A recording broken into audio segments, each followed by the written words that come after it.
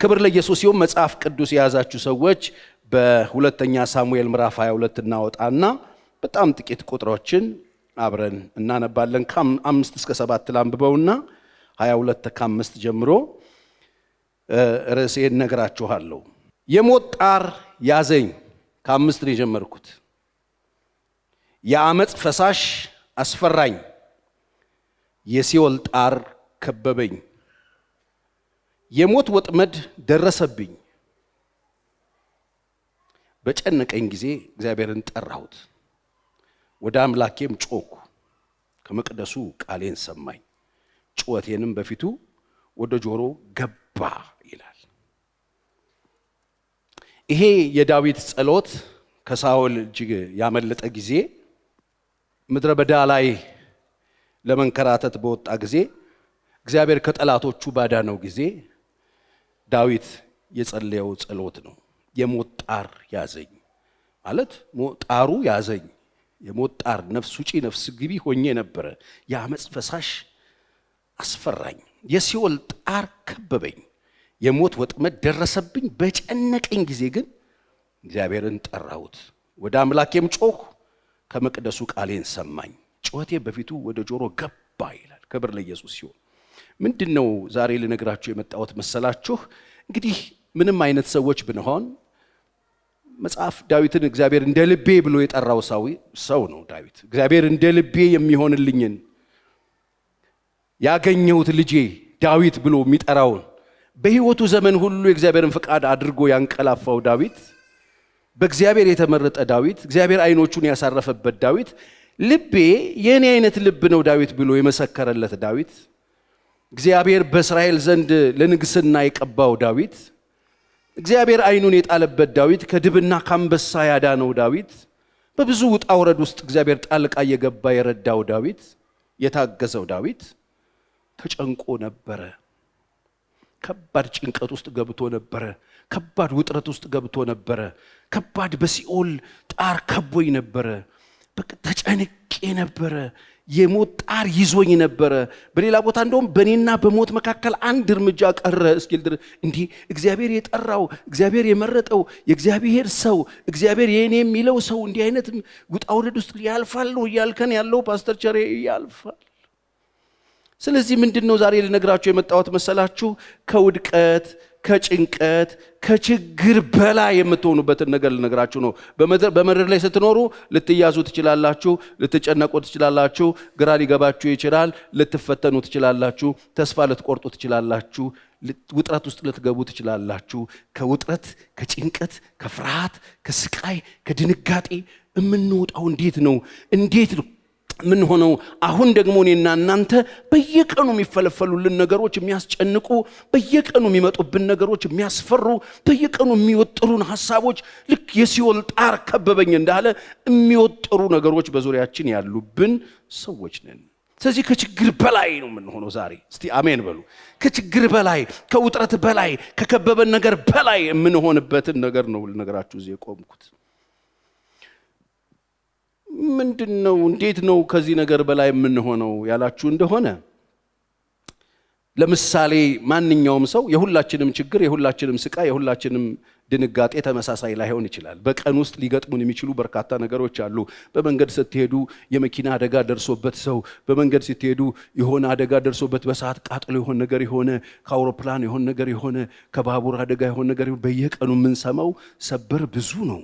አሁን ልክ እንደዚህ አይነት አደጋ ሲገጥመን ምን እናድርግ? ለምሳሌ እንደዚህ አይነት አደጋ፣ ድንገተኛ አደጋ፣ የመኪና አደጋ፣ ድንገተኛ ቃጠሎ፣ ድንገተኛ ረብሻ፣ ድንገተኛ የሆነ አስጨናቂ ነገር ሲገጥመን ምንድነው የምናደርገው? መጀመሪያ የምታደርጉት አንድ ነገር፣ አሁን ይሄ በጣም ቀላል የሚመስል ነገር ግን በጣም ልታደርጉት የሚገባ ከውጥረት ከችግር ከነገሮች በላይ የምትሆኑበትን ነገር ልነግራችሁ ነው። ሁሉንም እግዚአብሔር አይሰራላችሁም። መጀመሪያ ራሳችሁን ከወደቃችሁበት ተነሱና ቁሙ። ከወደቃችሁበት ከዛ ከተደረሰባችሁ ነገር መነሳት የምትችሉ ከሆነ ቁጭ ብላችሁ እናንተ የወደቃችሁበት ቦታ ላይ መውደቃችሁን የማያውቅ ማዕት ሕዝብ አለ። ወድቀዋል ብሎ እናንተን ለማንሳት ሰው ላይ መጣ ይችላል። ወድቃችኋል፣ መነሳት ትችላላችሁ። አቅም ትንሽ አላችሁ። አቅማችሁን ሰብስቡና ከወደቃችሁበት ተነሱና ለመነሳትና ለመቀጠል ሞክሩ። ካላችሁበት ችግር ለመውጣት ሞክሩ። እግዚአብሔር የእናንተን ድርሻ ስለሚፈልግ ወገኖቼ በእያንዳንዳችን ህይወት ላይ የሰው ድርሻ ነበረ፣ የእግዚአብሔር ድርሻ ነበር፣ የጊዜ ድርሻ ነበረ። እዚህ ውስጥ ያላችሁ ሰዎች ሁላችሁም በሶስት ነገር ተደምራችሁ ነው እዚህ ቁጭ ያላችሁት። እግዚአብሔር ብቻ አይደለም እዚህ ያስቀምጣችሁ። እናትና አባቶቻችሁ ፍቅር ነበራቸው፣ የፍቅር ግንኙነት ነበራቸው።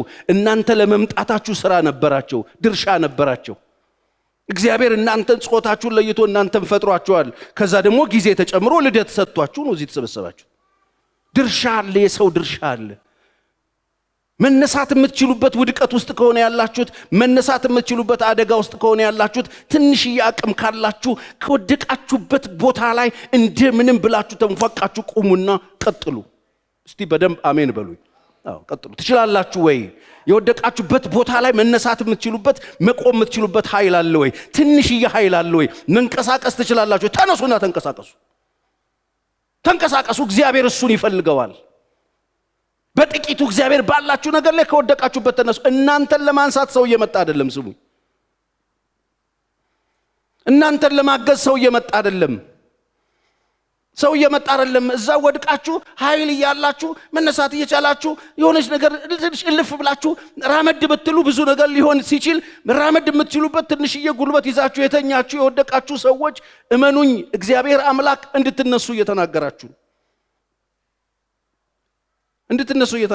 ሁሉም ሰው የወደቀ ሁሉ እዛ ወድቆ እንዲቀር እግዚአብሔር ወድቆ የሚቀርበት ኃይል አይደለም ያለ ሁሉም። አንዳንዱ መነሳት እየቻለ ነው እዛው የወደቀው። መነሳት እየቻለ እርዳታ ይፈልጋል። እርዳታ የማያስፈልገው መነሳት የምትችሉበት ትንሽ የጉልበት ካላችሁ ብድግ በሉና ሩጡ፣ ጉዞ እንዳታቆሙ። ሁለተኛ ምንም አቅም ከሌላችሁና ደግሞ ጉልበት ከሌላችሁ እርዳታ ጠይቁ፣ ጩሁ፣ ወደ እግዚአብሔር ጩሁ፣ እግዚአብሔርን ለምኑት፣ ወደ ሰውም ጩሁ፣ የሚረዷችሁ ሰዎች ፈልጉ፣ ተጣሩ።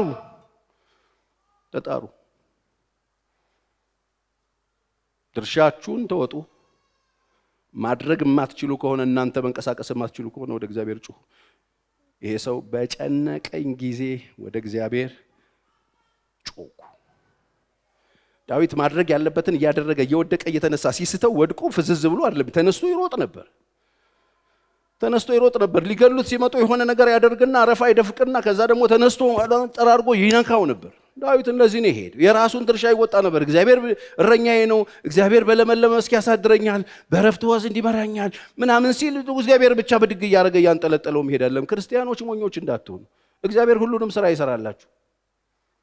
እግዚአብሔር የእናንተን ድርሻ ሰው ልጅ ይፈልጋለሁ ካለ እግዚአብሔር አይደል ልጅ እያቦካየው የሚወረውረው ይጠፈጠፈ ሴት ወንድ እያደረገ የሚጥለው ነገር አይደለም። የሰው ድርሻ አለ። ስለዚህ እናንተ ድርሻ መነሳት መሮጥ ከቻላችሁ ተነሱና ሩጡ። ምንም አቅም ከሌላችሁ ጩሁ፣ እግዚአብሔርን ጥሩት። እግዚአብሔር ጸሎት ይሰማል። አሜን። በጆሮ ገባች ይላል። ልመናዬ ሰማኛል።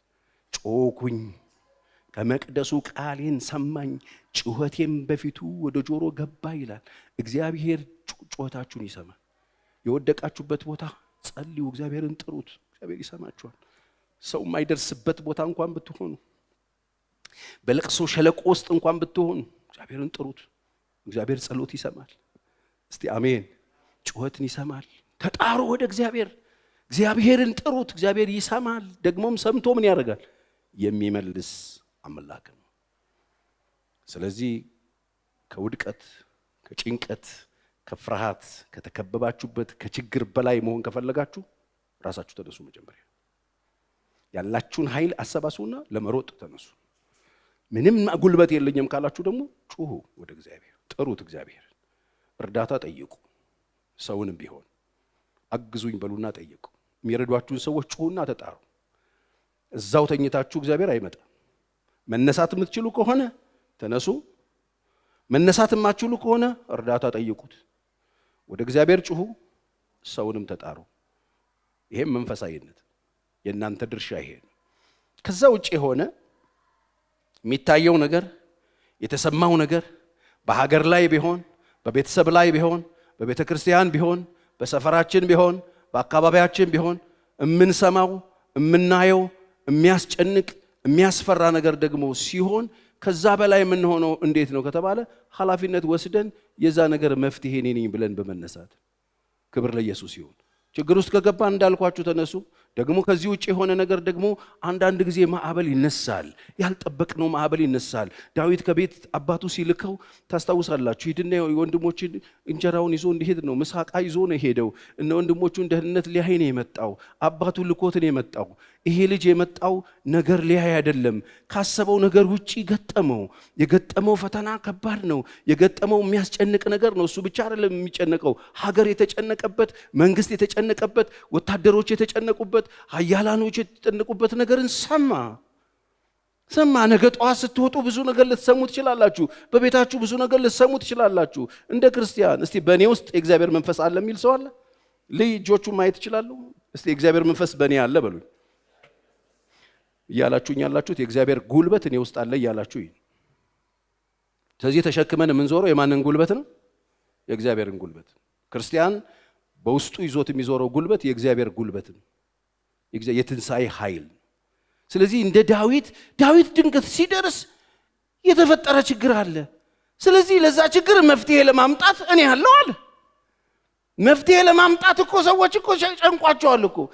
ችግሩ አለ፣ ችግሩን ቁጭ ብለው እያሰቡት ነው። መፍትሄ ግን ሊያመጣ የሚችል ሰው አልነበረም። የሁሉም ልብ ወድቆ ነበር ይላል መጽሐፍ። ለዚህ ነው የማንም ልብ እንዳይወድቅ ያለው። አስጨናቂ ነገር ተከስቷል። ህዝቡ ፍርሃት ውስጥ ወድቋል። የህዝቡ ልብ ወድቋል። የመንግስት ልብ ወድቋል። ኃይለኛ ፍርሃት አለ አገሩ ላይ። በእስራኤል ወታደር መካከል ጉምጉምታ አለ፣ ጭንቀት አለ። የሚያስፈራ ነገር ገጥሟቸዋል። የተሰማው ነገር ትልቅ ነገር ነው፣ የሚያስፈራ ነገር ነው። ውርደት ነው የመጣበት። እስራኤል ውርደት ነው የመጣ። አንድ ፊልስጤማ ያልተገረዘ ፊልስጤማ ቆሞ ያስጨንቃቸው። 40 ቀን ሞልቶታል ይሄ ጭንቀት። ዳዊት የዛን ቀን ነው ያየው። ከዛ በፊት ይህንን መፍትሄ ለማምጣት አንድም ሰው የተነሳ ሰው አልነበረም። አንድ ሰው ተነስቶ መፍትሄ ለማምጣት እንደዚህ ላድርግ ያለ የለም። ጭንቀቱን ነው የሚያነበንቡት፣ እሱን ነው ሰበሩን ነው የሚያወሩት።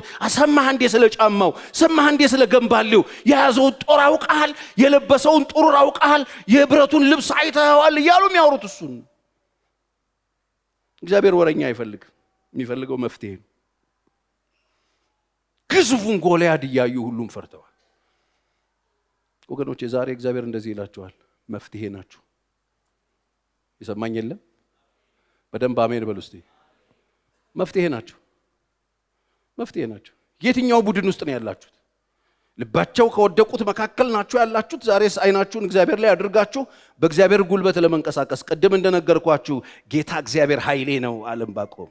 በእግዚአብሔር ደስ ይለኛል፣ በመድኃኒቴ አምላክ ሐሴት አደርጋለሁ። ጌታ እግዚአብሔር ምኔ ነው? ኃይሌ ነው። ማን ነው ዛሬ ኃይሉን እግዚአብሔር አድርጎ ለመፍትሄነት የሚነሳ?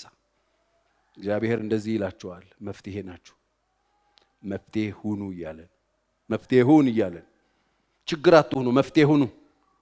በጣም ብዙ ሰው ሀገር ላይ ችግር ነው። ጠዋት ተነስቶ ችግር ነው የሚጨምረው። ችግር ይጨምራል፣ መከራ ይጨምራል፣ ድንጋጤ ይጨምራል፣ ስቃይ ይጨምራል፣ ውጥረት ይጨምራል፣ ፍርሃት ይጨምራል። ሰማህ እንደ እያለ የሚያሰማን ነገር ፍርሃት ነው፣ ጭንቀት ነው፣ ድንጋጤ ነው። ሰበሩ ሁሉ እሱ ነው።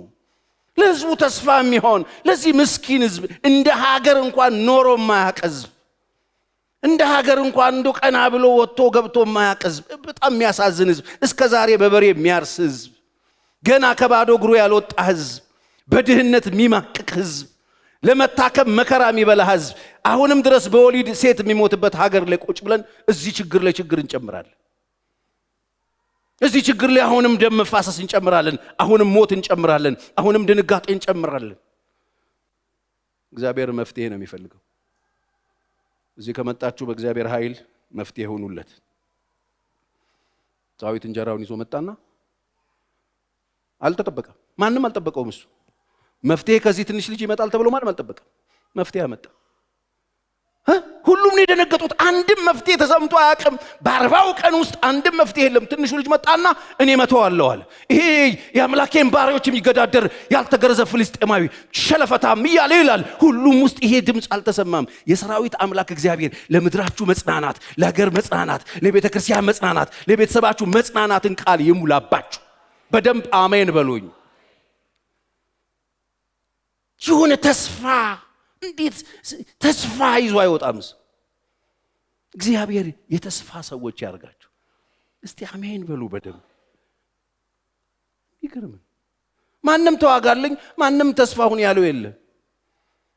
ማንም ያለው የለም። እንደውም እንዳትሄድ ከዚህ ጥፋን የተባለው ወዶ ነው እዛ ውስጥ የገባው። እግዚአብሔር ዛሬ ወዶ ዘማች ይፈልጋል። ወዶ ዘማች፣ ወዶ አምላኩን ተማምኖ የሚወጣ ሰው ይፈልጋል። ማንም አላስጨነቀውም። አንተ መፍትሄ ሆነን አልተባለም። አንተ መድኃኒት ሆነን አልተባለም። አንተ አጽናናን አልተባለም። ራሱ ተነሳሳ። እግዚአብሔር አምላኩን ያውቀዋል። ኃያል አምላክ እንደሆነ ያውቀዋል። ሰማይና ምድርን የሰራ እንደሆነ ያውቀዋል። ሀገሩ የሚታወክበት፣ ሀገሩ የሚፈራ፣ ሀገሩ የሚጨነቅበትን ጉዳይ መገልበጥ የሚችል አምላክ እንዳለው ያውቃል። ማንም አላስጨነቀውም። ማንም አላስገደደውም። በራሱ ተነሳስቶ መፍትሄ አመጣ። ቁጭ ብላችሁ ነገር ከምትበሉ መፍትሄ አምጡ። በአምላካችሁ ተወራረዱና መፍትሄ አምጡ። ሰላም አምጡ። እግዚአብሔር ይርዳ። አሁን ይሄንን መፍትሄ ለማምጣት ቁጭ ብሎ ያሰበም የተነሳም የቀመረም የተነጋገረም ሁሉ ፈርቷል።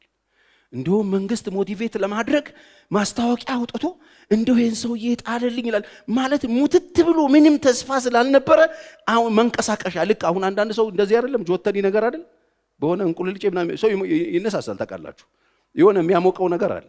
አሁን አምልኮ እንኳን እንደሱ የሆነ ነው። ታውቃላችሁ እንደ ከረሜላ ይሄው ትባረካላችሁ እንጠጥ በሉ ሲባል ነው እንጠጥ ቢሉ ሰው ለመባረክ አይደል የሆነው ነገር የሆነች ነገር ሰው ሳይሳየው ነው ቸርችም ራሱ ሞቅ የሚለው ነው። ለማሞቅ ምንም ከረሜላ አያስፈልግም። በነገራችን ላይ እንደሱም ሞቆ አልሞቀም ነበረ ጉባኤው። እስራኤል ወታደርም ህዝቡም አንድም ሰው አልሞቀም። ንጉሡ ያወጣው አዋጅ አደገኛ ነበር። ምንድነው ያወጣው? ይሄን ተግዳሮት ከእስራኤል ላይ ይሄንን ፈተና ይሄ ድንገተኛ ውጥረት ሀገር ላይ እኔም መንግስቴን በስርዓት እንዳላስተዳድር ህዝቡ በሰላም ወጥቶ እንዳይገባ በፊት ለፊታችን የተደቀነን ጥያቄ ይሄን ጥያቄ ላነሳልኝ ሰው አባቱ ቤትና ቤተሰቡ ከግብር ነፃ ይወጣል። ልጄን እድረለታለሁ፣ እንደገና ደግሞ ብዙ ገንዘብ እሰጣለሁ። ገንዘብ መዝናለሁ፣ ብር እሰጣለሁ፣ ልጄን እሰጣለሁ። እሱ ብቻ እሱን የአባቱ ቤትና ቤተሰብ ሁሉ በነፃ ኮንዶሚኒየም የሚሰጠው እንደማለት ነው። አስቡ፣ በነፃ ይኖራሉ አለ። አስበው፣ የአባቱ ቤትና ቤተሰብ በሙሉ ካንተ የተነሳ በነፃ ሲኖር፣ ቤት እየተሰጠው፣ ቁልፍ እየተሰጠው፣ በቴሌቪዥን ሲቀረጽ አስበው።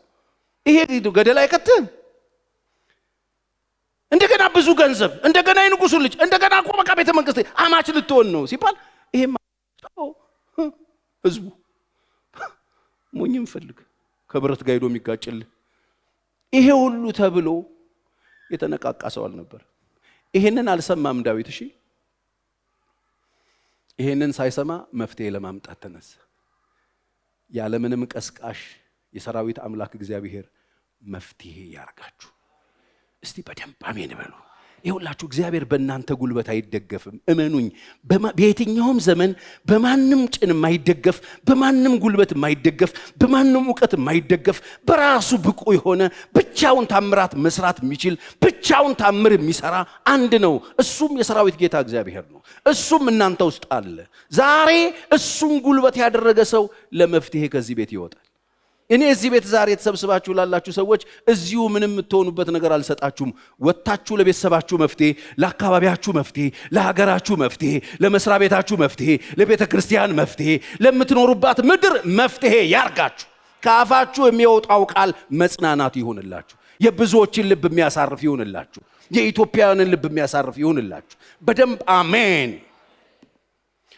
ወገኖቼ ዳዊት ተነሳ። አንድ ነገር ማድረግ እንዳለበት አወቀ። በቃ ነፍሱን በእጁ ይዞ ተነስቶ ከዚህ ሰውዬ ጋር ፋይት ማድረግ እንዳለበት አወቀ። ማንም መክሮት አይደለም። አምላኬ ባሮችን አምላኩ እግዚአብሔር የሆነ ህዝብ እንደዚህ ያማጠ እንደዚህ የተጨነቀ ሀገሬ እኔ ተመልሼ በጎቼ ጋር ይችላል መመለስ ይችላል። እዛው ትንሾቹ በጎቹን ሰብስቦ መቀመጥ ይችላል። ወንድሙም የመከረው ተመለስና ሂድ በጎች ጋር ብትሄድ ይሻላል ብሎታል። ይሄን ወሬ ይዘህ ይልቅ እዛው ሰፈር አካባቢ ትኩስ ዜና ነው። ሰፈር አውራው ሰበር ነው። ፉል ኢንፎርሜሽን አለ። ወታደሮች መካከል መተህ ይሄን ኢንፎርሜሽን መንደር ያሉ ሰዎች የማያውቁትን አውቃል። ሂድ መሄድ ይችላል፣ ግን አልሄድ። እግዚአብሔር የሰጠውን ድፍረት ይዞ ተነሳ። ክብር ለእግዚአብሔር ይሁን። ሰው ሁሉ የፈራውን ነገር ደፈረውና ተነሳ። በምንድን የደፈረው ዳዊት? በምን ደፈረው ታውቃላችሁ? 17ኛው ምዕራፍ ስታነቡ በደንብ ታገኛላችሁ። ሳኦልም ጨንቆት ስለነበር አቤኔር ይዞለት ጎትቶ አረ የሆነ ልጅ ተስፋ ሆናለው መፍትሄ አለኝ እያለ ነው። ትንሽ ነው ግን ትንሽዬ ልጅ ነው፣ በስርዓት እንኳን አልለበሰም፣ ጥብቆ የታጠቀ ልጅ ነው። መጥቶ እኔ መፍትሄ ሆናለው ለሀገሬ መፍትሄ አለኝ እያለ ነው አለው አቤኔርን። ሳኦል ጋር እስቲ አምጣው ተባለ። እየጎተተ ይዞት ሲመጣ ትንሽዬ ልጅ ጥብቆ የለበሰ ትንሽዬ ልጅ አየውና አንተ ነህ አለው። አዎ አለ። ምን ነው ሲለው ሰውየው እኮ ብዙ የጦር ግንባር ላይ ድል ያደረገ ልምድ ያለው ተዋጊ፣ መሳሪያው ረጅም ሰፊ ምናምን ብሎ አብራራለት። ሳኦል ቁጭ ብሎ ያጠናው ስለ ጎልያድ አለባበስ፣ ስለ ጎልያድ የጦር ሜዳ ውሎ ነው የሚያጠናው። ስለ ዳዊት አላጠናም። የዳዊትን አምላክ አያቀውም። ዳዊት ላይ የተሰራው እግዚአብሔር ምን እንደጋገረበት አያቅም። ዳዊትን እግዚአብሔር አምላክ ሳኦል ሳያቅ እዛ ጓሮ እንደቀባው አልታወቀም። ምክንያቱም ሳሙኤል ልሰዋ መጣው ነው ያለው። ዳዊትን ልቀባ መጣው አላለም። የተቀባ ልጅ ነው፣ የእግዚአብሔር እጅ ያረፈበት ልጅ ነው። አላወቀው። ምንም መፍትሄ ስላልነበር ሌላ እሺ በቃ አቡሽዬ ይሄ ልብስ ቀይራለሁ፣ አምጡ ክፋት ካለ ከቁም ሳጥን አስወጥቶ የሱን ልብስ አለበሰው ይላል። እንደው ወታደር እስቲ ምሰል፣ አትሊስት ምሰል። ታውቃላችኋል እንደዚህ ሊያስመስሏችሁ ይፈልጋሉ። እንደው አደራችሁን እግዚአብሔር ካስለመዳችሁ ከለመዳችሁት ልምምድ በእናንተ ህይወት ሊያደርግ ከፈለገው ነገር ከሚያወጣችሁ ነገር እግዚአብሔር ይጠብቃችሁ። አንዳንድ ሰዎች በእነሱ ሊቀርጿችሁ ይፈልጋሉ። ታውቃላችሁ እግዚአብሔር ልጁን አለ በእኔ ሁኔታ ሊገልጥ በወደደ እግዚአብሔር የሚሰራው በእናንተ ሁኔታ ነው። እስቲ በደንብ አሜን። መጣና የሱን ፋቲካ ለበሰው። ከዛ ዳዊት ለበሰውና ይሄ ነገር ልክ ያለ ቦላሌ የሆነበት ጋሼ ይቅርብኝ አለ፣ አወለቀ። ዳዊት አሁንም ይሄ ሰውዬ ፋቲካ ለብሶት ቢወጣ ወታደር ልብሱን እንኳን አይቶ ነው የወደቀው ምናምን ሊል ይችላል። አይታወቅም። ነገር ሊቀላቀልብህ ነው። እወቁ እግዚአብሔር ያስለመዳችሁን ያሳያችሁን ያስተማራችሁን በእናንተ ውስጥ ያስቀመጠውን ኃይል ተጠቀሙበት። እሱ መፍትሄ ይሆናል። አሜን። ዳዊት ነው አለ በል እግዚአብሔር ካንተ ጋር ይሁን ተባለ። ምንም መፍትሄ የለም አለላ። ምክንያቱም እየፈራንም መኖር እንደገናም ደግሞ እየተጨነቅንም መኖር ሄደን መሸነፍም ልዩነት የለውም ነው። እሺ ዳዊት ያሸንፋል ብሎ አስበው አይደል? የሀገር ጦርነት ነው፣ ሀገራዊ ነው።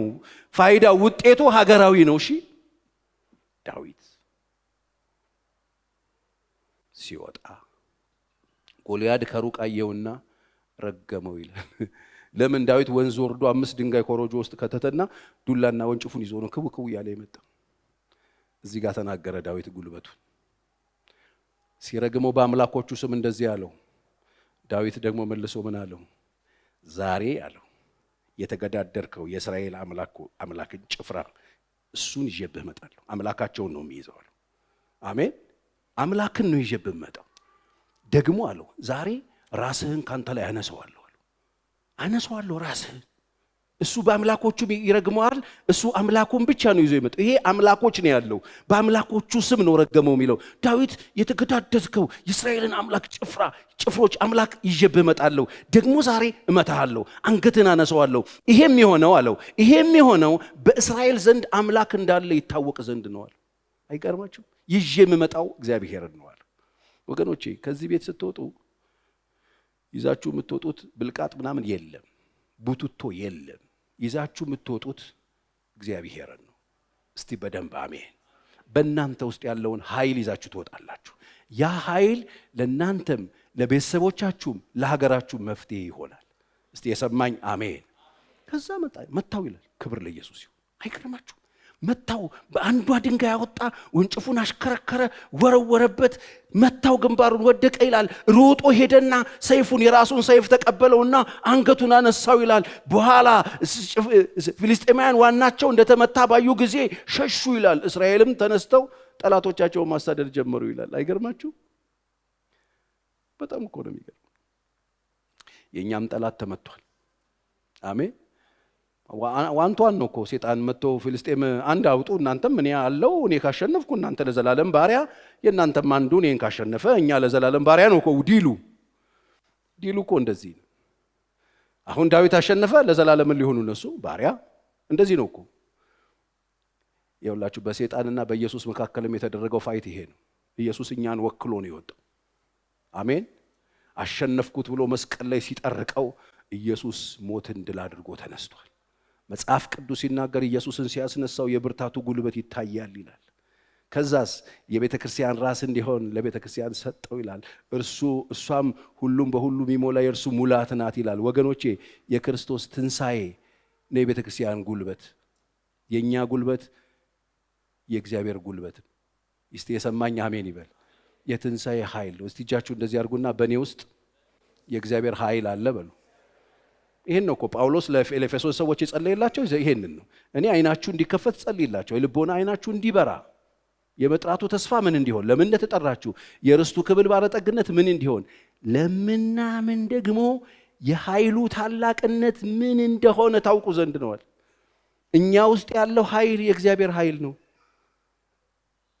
ዳዊት ይዞ የመጣው ከወንድሞቹ ጋር የራሱን ጉልበት ቁመቱንና ዘሩን አይደለም፣ ይዞ የመጣው እግዚአብሔርን ነው። ለዚህ ነው ለሀገር መፍትሄ ይሆን ወገኖቼ። ድንገተኛ የሆነ ውድቀት፣ ጭንቀት፣ ፍርሃት፣ ድንጋጤ በቤተሰባችሁ ሲመጣ፣ አካባቢያችሁ ላይ ሲመጣ መፍትሄዎቹ እናንተ ናችሁ። አሜን። እኔ መፍትሄ ነኝ። ቀኝ እጆች ይነሱ እስቲ። ከዛሬ ጀምሮ በመንገዴ ላይ ለሚገጥመኝ ድንገተኛ ፍርሃት፣ ጭንቀት፣ ስጋት፣ ድንጋጤ መፍትሄ እኔ ነኝ።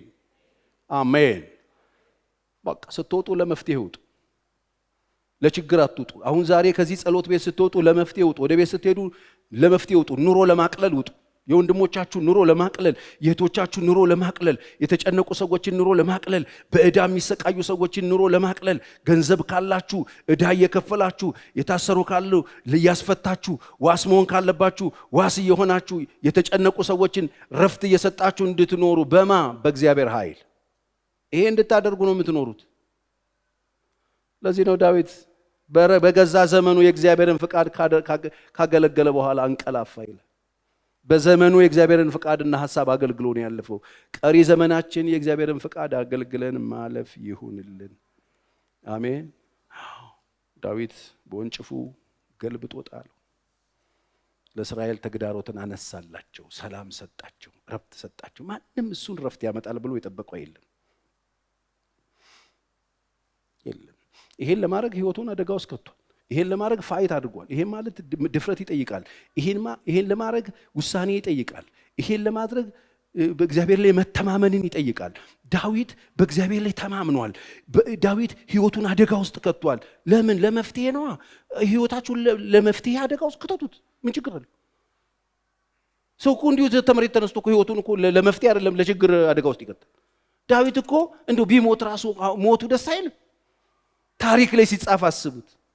እንደዛ 40 ቀን ተጨንቀን ያ ትንሽ ልጅ መጥቶ እንደው ባያድነን እንኳን ድፍረቱ ራሱ ተብሎ እኮ ይሰበክለታል፣ ይነገርለት ነበር። ህይወቱን አደጋ ውስጥ ከቷል። ህይወቱን ጭንቀት ውስጥ ከቷል። ህይወቱን ሁሉ የፈራው ነገር ውስጥ ከቷል። ይኸውላችሁ የሆነ ነገር ለማድረግ የሆነ ነገር መወሰን ይጠይቃል። ድፍረት ይጠይቃል። የሆነ ነገር ለማድረግ ውሳኔ ይጠይቃል። የሆነ ነገር ለማድረግ ስጋን በጥርስ መንከስ ይጠይቃል። የሆነ ነገር ለመወሰን በህይወታችን መወራረድ ይጠይቃል። በባዶ ሜዳ የሚሆን ነገር የለም። ቁጭ ብላችሁ የሚፈጠር ነገር እንዳለ የምታስቡ ከሆነ ሞኞች ናችሁ። ስለዚህ የሆነ ነገር ለማድረግ የምታስቡ ከሆነ እግዚአብሔርን ጠይቁት። ምን ላድርግ በሉት። የሆነ ነገር ሲገጥማችሁ ምን ላድርግ። በእርግጠኝነት ዳዊት ምን ላድርግ ሲል ግባ እኔ ያለሁ ተብሏል። ከእግዚአብሔር ጋር ነው ጉዳዩ፣ ከእግዚአብሔር ጋር። ለምን? ከአንበሳና ከድብ ጋር ሲታገልና ይሉ ታስታውሳላችሁ። ጎልያድ ነው ሳኦል ሲጠይቀው ምንድን ነው ያለው? እኔ ጥቂት የአባቴን በጎች ይጠብቅ ነበር አለ። እና አንዳንዴ አንበሳ ይመጣል፣ አንዳንዴ ድብ ይመጣል። ከበጎች መካከል ሲወስድብኝ ተከትዬ አስጥለዋለሁ፣ ከተነሳብኝ ደግሞ ገለዋለሁ። ምኑን? አንበሳው። እንዴት? ከአንበሳና ከድብ እጅ ያዳነኝ ማን ነው የሚለው? ማን እንዳዳነው ያውቅ ነበር። ወገኖቼ ትናንት የረዳችሁ እግዚአብሔር አላችሁ ወይ? ነውስ ገና የሚፈበረክ እየፈለጋችሁ ነው?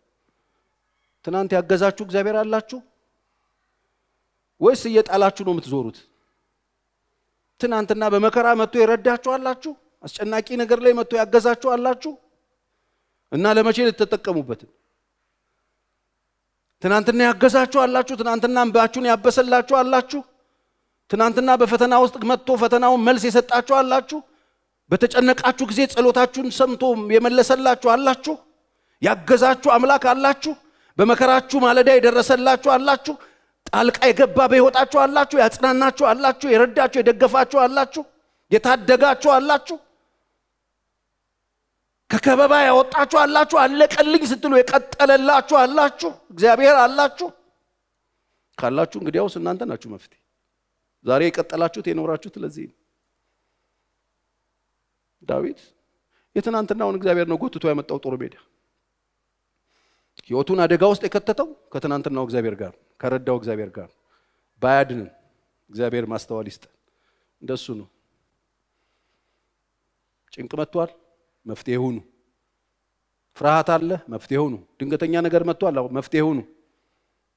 እኔ ነኝ ያለሁት በሉ። እስራኤል በባቢሎን ታስታውሳላችሁ ፈርሰው በዛ በግዞት በነበሩ ጊዜ ሲድራቅ ሚሳቅ አብደናጎ ያለ ሀገራቸው ያለ ሰፈራቸው መንግስት ያወጣው አዋጅ፣ ትልቅ አዋጅ፣ የሚያስፈራ አዋጅ።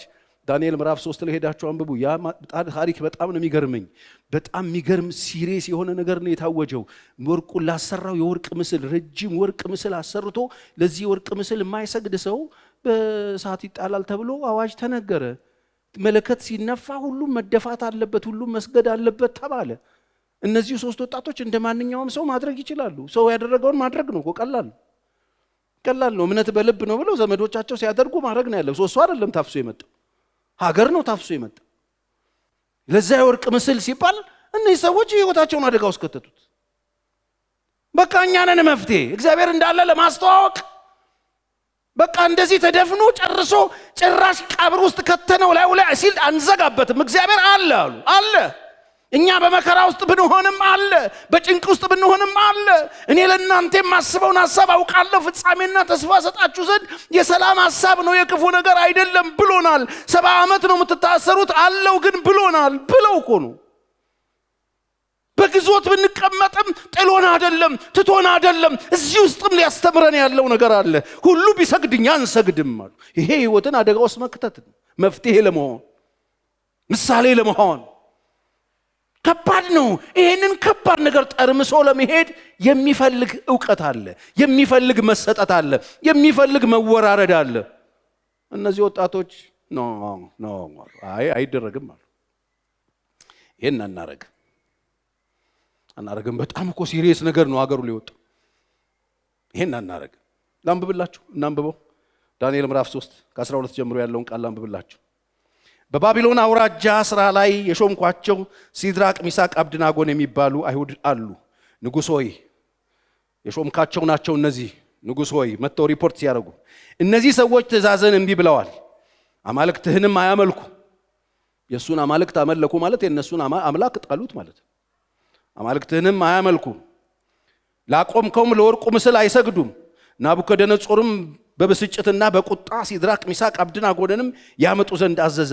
እነዚህንም ሰዎች ወደ ንጉሡ ፊት አመጧቸው። ናቡከደነጾርም ሲድራቅ ሚሳቅ አብደናጎን ሆይ አምላኬን አለማምለካችሁ ላቆምኩትም ለወርቁ ምስል አለመስገዳችሁ ነው እንዴ?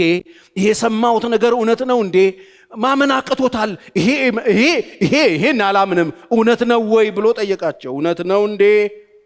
ናቡከደነጾር ሲድራቅ ሚሳቅ አብደናጎን እውነት ነው እንዴ? ላቆምኩት ምስል ለወርቅ ምስል እውነት ነው። አሁንም የመላእክቱንና የመለከቱንና የእምቢልታውን የመሰንቆውን የክራሩን የበገናውንና የዋሽንቱን የዘፈኑንም ሁሉ ድምፅ በሰማችሁ ጊዜ ተደፍታችሁ ላሰራሁት ምስል ብትሰግዱ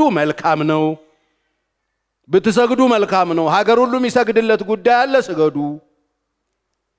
ባትሰግዱ ግን በዚያ ጊዜ በሚነድ እሳት እቶን ውስጥ ትጣላላችሁ። ከእጄስ የሚያድናችሁ አምላክ ማን ነው አላችሁ። አያችሁ፣ አሁን የአምላክን ቀብር ስርዓት ሊፈጽም ነው ሰውየው የመጣው እግዚአብሔር የሚባለውን አምላክ ቆፍሮ ቀብሮት የሱን አማልክት ሊያቆም ነው የመጣው። ይሄ አምላክ የምትለው አያድንህም አውቃለሁ፣ የሚያድንህ የለም፣ ከእጄ የሚያድን አምላክ የለም እያለ ነው። አሁን ሊቀብር የመጣው ሰዎቹን ሳይሆን አምላካቸውን ማን ነው ብሎ ተናገራቸው። ሲድራቅ ሚሳቅ አብደናጎን መለሱ። ንጉሥንም ናቡከደነጾር ሆይ በዚህ ነገር እንመልስ ዘንድ አስፈላጊያችን አይደለም። ካሰላው መልስ ምናምን አንመላለስ፣ ያድነናል ምናምን ብለን አንመላለስ። አስፈላጊያችን አይደለም። የምናመልከው አሁንም ሊቀብረው ይዞት የመጣውን አምላካቸውን ነው። የምናመልከው አምላካችን ከሚነደው ከእሳቱ እቶን ያድነን ዘንድ ይችላል፣ ከእጅህም ያድነናል ንጉሥ ሆይ። ነገር ግን ንጉሥ ሆይ እርሱ ባያድነን አማልክትህን እንዳናመልክ ላቆምከውም ለወርቁ ምስል እንዳንሰግድለት እወቅ። ይሄ ኃላፊነት ወስዶ ሕይወትን ሪስክ አድርጎ እግዚአብሔር መኖሩን አምላክ መሆኑን ለማወጅ የተደረገ ጦርነት። መፍትሄውን አምላካችሁን የሚቀብር በየጊዜው እየተፈለፈለ ያለበት ሀገር ላይ ነው ያላችሁት። አይናችሁን፣ ትኩረታችሁን፣ የልባችሁን ዙፋን ሊቆጣጠር የሚፈልግ በርካታ ነገር በየቀኑ ይፈለፈላል። በእግዚአብሔር ጉዳይ በአምላካችሁ ጉዳይ ግን አትደራደሩ። እነዚህ ወጣቶች እንደ ዘመዶቻቸው መስገድ ይችላሉ። እንደ ዘመዶቻቸው ግዞት ነው ያሉት። ተረኛ ምን አገባን ማለት ይችላሉ። አሁን እዛ ጋር ለዚህ ጉዳይ መልስ ለመስጠት ሌላ አካል የለም። ይሄ በጣም አስፈሪ አዋጅ ነው። በጣም ትልቅ ሴሬሞኒ ነው የተዘጋጀው ሀገሩ ላይ ቀደም ተብሎ የተዘጋጀ በጣም ትልቅ ፕሮግራም ነው። በጣም ሲነገር ቆይቶ በቃ በሚያስገርም ሁኔታ ሊደረግ ነው ቀብሩ። የእግዚአብሔር ቀብር ሊያደርጉ አምላካቸውን ሊያስቀብሩ ሁሉ ባለበት አማልክቶቹን ሊያቆማቸው እግዚአብሔርን ካልቀበርኩ ሚል ያበደ ንጉሥ። ይሄኔ ነው እነዚህ ሰዎች ወጡና አምላካችን አለ ብለው የሞቱ 3 ሰዎች አሉ ይባላል አሉት። አለቀ። ባያድነን እናቀዋለን፣ ያድነናል። ዛሬ የሌለ መሰለ አንተ እጅ ላይ ስለወደቀን ነው፣ በምርኮ ስላለን ነው። የሌለ መሰለን ሀገራችን ስለፈረሰች ነው። የሌለ መሰለ በግዞት ስለመጣን ነው። የሌለ መሰለ አሳልፎ ስለሰጠን ነው። እመነን፣ ያድነናል። ባያድነንም ግን አንተ ላቆምከው ወርቅ ምስል እንደማንሰግድ እወቅ አሉት። አያችሁ፣ መፍትሄ መሆን ማለት ይሄ ነው። መፍትሄ መሆን ከጥቅም ጋር የሚያያዝ አይደለም። መፍትሄ መሆን ከእግዚአብሔር ጋር። ዳዊት ያለው አምላክ እንዳለ ይታወቅ ዘንድ ነው። እነዚህም ያሉት አለ አምላክ አሉ። ክብር ለኢየሱስ ይሁን። ይኸውላችሁ እግዚአብሔርን ስትይዙ ዘመናችሁን ሁሉ አሸናፊ ነው የምትሆኑት። ዘራቸውን አላሉ፣ የሆነ ጎጣቸውን አላሉ፣ ብሔራቸውን አላሉ፣ ሌላ ትርኪ ብኪ አላነሱም። ዳዊትም ስለ ገንዘቡ አልተዋጋም፣ ስለ ሚስት አልተዋጋም፣ በፍጹም አልተዋጋም። ዳዊት ስለ እግዚአብሔር ነው የቆመው። ወገኖቼ ሀገራችንም ሆነ ቤተክርስቲያን ትውልድም በየቀኑ እየገባበት ያለ መቀመቅ አለ። ከዛ ችግር ለማውጣት መፍትሄው ከሰማይ አይደለም። መፍትሄው ከዚህ፣ መፍትሄው ካንቺ ነው። አሜን። መፍትሄ እናንተ ናችሁ። እግዚአብሔር ተስፋ ያደርጋችሁ። አሁን ጸልየን ስንጨርስ በኋላ እግሮቻችሁ ከዚህ ጸሎቱ የተነስተው መሄድ ሲጀምሩ የምትንቀሳቀሱት ለመፍትሄ ነው፣ ለመድኃኒትነት ነው። ለችግር ሳይሆን ችግር ለመፍታት ነው። ችግር እየፈታችሁ እለፉ። ችግር እየፈታችሁ ችግሩን መፍታት አቅቷችሁ እለፉ። ችግሩን መፍታት አቅቷችሁ ሙቱ። ባያድናችሁም እለፉ። ምክንያቱም የኔ መጽሐፍ ቅዱስ ዕብራውያን 11 ሲናገር ያመኑ ሰዎች አምነው ሞቱ ይላል። የተሰጠውን የተስፋ ቃል ሳያገኙ አምነው ከርቀት ተሳልመውት ሞቱ ይላል። ስለዚህ እዚህ ውስጥ ያሉት ጀግኖች የተነገረውን ተስፋ የወረሱት ብቻ ሳይሆን አምነው የሞቱትም እዚህ ውስጥ ሰፍረዋል። አምኖ መሞትን የመሰለ ነገር የለም። ክዶ ከመሞት ክዶ ከማትረፍ አምኖ መጉደል ይሻላል ወገኖች። እስቲ በደንብ አሜን በሉ። የሰራዊት ጌታ እግዚአብሔር እንደዚህ ይላችኋል፣ መፍትሄ ናችሁ። ህዝባችሁን ለመታደግ ትውልዳችሁን ለማዳን መፍትሄ ናችሁ። እናንተ እጅ ላይ ያለው የመጀመሪያው ሰዎችን ከዘላለም ሞት ወደ ዘላለም ሕይወት የሚያሻግር መድኃኒት እናንተ ውስጥ አለ። ይሄን መድኃኒት እግዚአብሔር እናንተ ውስጥ አስቀምጧል። እናንተ መፍትሄ ናችሁ። ለሚጠፋው ትውልድ መፍትሄ ናችሁ። አሜን። የዘላለም ሕይወት ሰው እንዲያገኝ እናንተ መፍትሄ ናችሁ። በሕይወት ምስክርነት ወጥታችሁ ራሳችሁን አሳልፋችሁ ሰጥታችሁ የሰዎች መዳን ምክንያት መሆን ትችላላችሁ። የምታድኑት ደግሞ ሰው የዘላለም ሕይወት እንዲያገኝ አድርጋችሁ ማዳን ትችላላችሁ። ይሄ ብቻ አይደለም፣ ከተጨነቀበት እንዲወጣ፣ ግራ ከገባው ከግራ መጋባት ውስጥ እንዲወጣ፣ ከግራ መጋባት ብቻ አይደለም፣ ከጭንቀት ከፍርሃት ከተከበበበት ከበባ እንዲወጣ አይኖቹን የምትከፍቱለት እናንተ ናችሁ። ማን አለ ብላችሁ እግዚአብሔር አለ ብላችሁ እስቲ አሜን። እግዚአብሔር መፍትሄ ያርጋችሁ። ለመፍትሄነት ተጠርታችኋል። እግዚአብሔር የጠራችሁ ለዚህ ነው። መፍትሄ ለመሆን ደግሞ ማንም የሚያስነሳችሁ የለም። ራሳችሁ ተነሱ። ክብር ለኢየሱስ ይሁን። ካላችሁበት ጭንቅና ችግር ውስጥ ከወደቃችሁበት መነሳት ከቻላችሁ ራሳችሁ። ምክንያቱም እናንተ ውስጥ ያለው ኃይል ከሞት ማስነሳት ይችላል። ክብር ለኢየሱስ ይሁን። የእናንተ ትንሽዬ እንቅስቃሴ ካለ እግዚአብሔር ታምራት ይሰራል። ምንም ቢደክሙ ይላል መጽሐፍ ምን ያደርጉ ነበር? ያሳድዱ ነበር። ባይለኛ ድካም ውስጥ፣ ባይለኛ ቆስለት ውስጥ፣ ባይለኛ ኪሳራ ውስጥ ሆናችሁ ትንሽ የምትፍገመገሙና ትንሽ የምትንቀሳቀሱ ከሆነ እግዚአብሔር ይሰራበታል። እመኑኝ፣ እግዚአብሔር ይሰራበታል። ወገኖች ሩጫ ተወዳድሮ የሚያሸንፍ ሰው ሩጫ ትራክ ውስጥ ያለ እንጂ የተኛ ሰው አይደለም። ማሸነፍ ከፈለጋችሁ ተንቀሳቀሱ። ማሸነፍ ከፈለጋችሁ እግዚአብሔር በውስጣችሁ ያስቀመጣትን ነገር ትንሿን ይዛችሁ ውጡ። እግዚአብሔር ይደመርበታል። ክብር ለኢየሱስ ይሁን። የኛ ትንሽዬ ነገር ሲደመር እግዚአብሔር ትልቅ ድል። እስቲ አሜን። ስለዚህ ዛሬ ይሄን ልነግራችሁ የመጣሁት ለመፍትሄ እንደነ ሲድራቅ በዚህ ጨለማው ዘመን ላይ ቆሞ እግዚአብሔር አለ ብሎ የሚቆም ያድነናል ባያድነንም። ከዛስ በጣም ቁጣው ነደደ። ከዛ ተያዙ። ከተቱልኛ ለ7 እጥፍ የሚነድ እሳት ውስጥ ከተቷቸው። እግዚአብሔር አዳናቸው አላዳናቸው? አዳናቸው። ከዛ በኋላ የሆነው ታምር በእርግጠኝነት ዘመዶቻቸው ምን ሊሉ እንደሚችሉ ምን ሆነን ነው ግን የብዙዎቹ የጸጸት ምክንያትም ይሆኑ ይመስለኛል። እኛ እኮ ቀብረነው ነበር። እግዚአብሔርን የቀብር ስርዓቱን ልንፈጽመው ነበር ሰው ሀገር ላይ። እነዚህ 3 ጀግኖች ግን ይኸውላችሁ የእግዚአብሔርን ቀብር ቀብሮ በላዩ ላይ አማልክቱን ሊተካ የነበረው ሰውዬ አማልክቶቹን ቀበረና እግዚአብሔርን በምድሪቱ ላይ ተከለ። የሲድራቅ የሚሳቅ የአብድናጎንን አምላክ የማያመልክ ሰው ብሎ ይኸውላችሁ በመንግስት አዋጅ ታወጀ። አዋጅ ተነገረ። አምላክ የእነዚህ ወጣቶች አምላክ ብቻ ነው ተብሎ ሀገር ላይ የነሱን አምላክ የማያመልክ ሰው ተብሎ በቤት ቁጥር ታደለ። አምላክህ ከዛሬ ጀምሮ የነዚህ ወጣቶች አምላክ፣ ሌላ አምላክ እንዳታመልክ እየተባለ ቤት ውስጥ ያሉት አማልክቶቻቸውን በሙሉ አስቀበራቸው። እነዚህ ጀግና ወጣቶች ይሄን አደረጉ። ቀሪ ዘመናችሁ ምን ይሁን? እግዚአብሔር አለ። በጣም በርካታ እንቅስቃሴዎች ይታዩኛል። የክርስቶስን የእግዚአብሔርን የቀብር ስርዓት ለመፈጸም ይጣደፉ እግሮች ይታዩኛል። እግዚአብሔር መኖሩን የሚያውጁ ፈርተውት አክብረውት ኖረውለት ምሳሌ የሚሆኑ ሰዎች እግዚአብሔር ያርገን። እንግቶቻችንን ዝቅ አርገን ጸልያለን። አንተ መፍትሄ ነህ። አንቺ መፍትሄ ነሽ። ለመፍትሄ መድኃኒትን በእናንተ ውስጥ እግዚአብሔር እየቀመመ ነው። የሰራዊት አምላክ እግዚአብሔር ሆይ ልጆችህን ዛሬ መፍትሄ ክብር በውስጣቸው ከተህ እግሮቻቸው ሲንቀሳቀሱ መድኃኒት እንዲሆኑ ተስፋ ለቆረጠው ለተጨነቀው ማህበረሰብ፣ ግራ ለገባው ፍርሃት ውስጥ ላለው ማህበረሰብ መጽናናትን ይዘው እንዲወጡ እነዚህ እግሮች በዘይት እንዲጠልቁ እግዚአብሔር ሆይ እርዳ። ሁሉ ሰው በእግዚአብሔር ፊት ለጥቂት ደቂቃ ይጸልያል። እኔ መፍትሄ አካል ነኝ። እኔ መፍትሄ ነኝ እንጂ ችግር አይደለም። አበሳ አይደለም ለሀገሬ፣ ለምድሬ፣ ለቤተ ክርስቲያን፣ ለቤተሰቤ።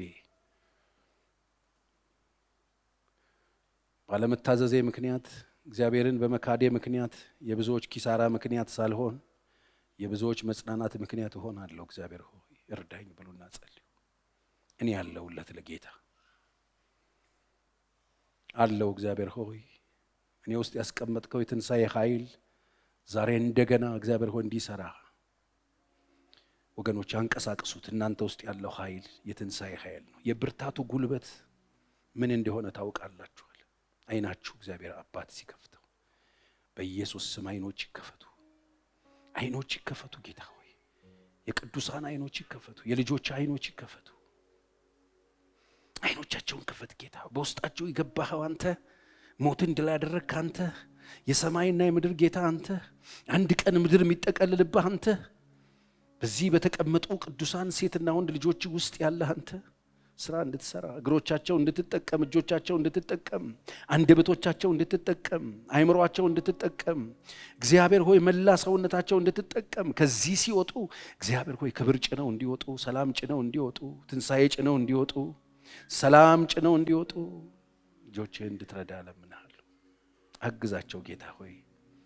ፈልጎ የመጣ ትውልድ አንተን ፈልጎ አንተን ሽቶ የመጣ ልጆችህ እግዚአብሔር አባት ሆይ በዚህ ተሰብስበናልና እባክህ ጌታ ሆይ ዛሬ የመጣሁት አንተ ጋር ነው። አሁን ወጥቼ ሲሄድ ምን ይዤ ይሆን የሚሄደው? ወገኖቼ በግላችሁ ምን ገጠማችሁ? በቤተሰባችሁ ምን ገጠማችሁ? በቤተ ክርስቲያን በስራችሁ ቦታ ምን ገጠማችሁ? መፍትሄዎቹ እናንተ ናችሁ። ከእናንተ ይጀምራል እግዚአብሔር። ማንንም አላማከረም ዳዊት። እኔ ያለሁ ነው ያለው። እነዚህ ወጣቶች ምን ያለውልህ አሉት እግዚአብሔር።